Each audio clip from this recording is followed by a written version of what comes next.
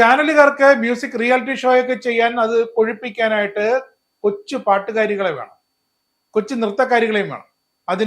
അതിൽ വരുന്ന കുട്ടി ഡയലോഗുകളൊക്കെ വളരെ ഹിറ്റാണ് ഓരോ ദിവസവും. പിന്നെ സിനിമാ സംവിധായകന് നല്ലൊരു സിനിമ എടുക്കണമെങ്കിൽ അതിലെ ഓരോ രംഗവും കൊഴിപ്പിക്കണമെങ്കിൽ നല്ല നടന്മാരെയും കുട്ടി നടിമാരെയും വേണം. അവാർഡിന്റെ കാര്യം പക്ഷെ വരുമ്പോൾ ഓരോ മണിക്കൂറിലും ന്യായം പറഞ്ഞു നടക്കുന്ന ജൂറി ചെയർമാൻ പ്രകാശ് രാജ് വരും മുടന്ത ന്യായം പറഞ്ഞ് മാറിക്കളയും.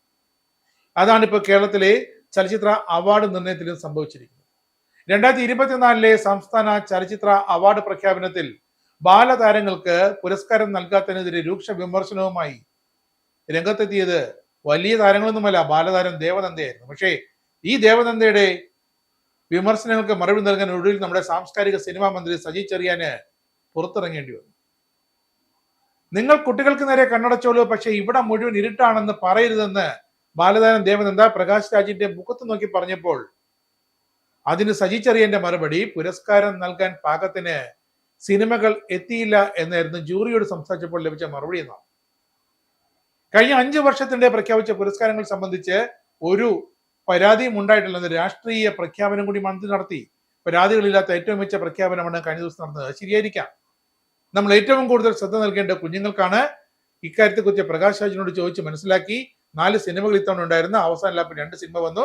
പക്ഷേ നിയമാവലി അനുസരിച്ച് കൃത്യമായ യോഗ്യത സിനിമകൾക്ക് ഇല്ലാത്തതിനാൽ ബാലതാരങ്ങൾക്കുള്ള പുരസ്കാരം നൽകിയിട്ടില്ലെന്ന്.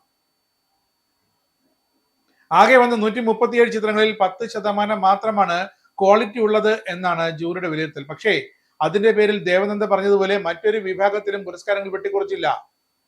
വലിയ വലിയ നടന്മാർക്കും നടിമാർക്കും മറ്റ് സാങ്കേതിക പ്രവർത്തകർക്കുമൊക്കെ കിട്ടേണ്ട പുരസ്കാരങ്ങൾ കൃത്യമായി വിധിച്ച് നൽകി ജൂറി. കുട്ടികളുടെ കാര്യം വന്നപ്പോൾ കുഞ്ഞുങ്ങളായതുകൊണ്ട് അങ്ങ് കൈമലർത്തുകയും ചെയ്തു. അത്രമാത്രമേ ഉള്ളൂ. സജി ചെറിയന്റെ പ്രഖ്യാപനം വന്നു.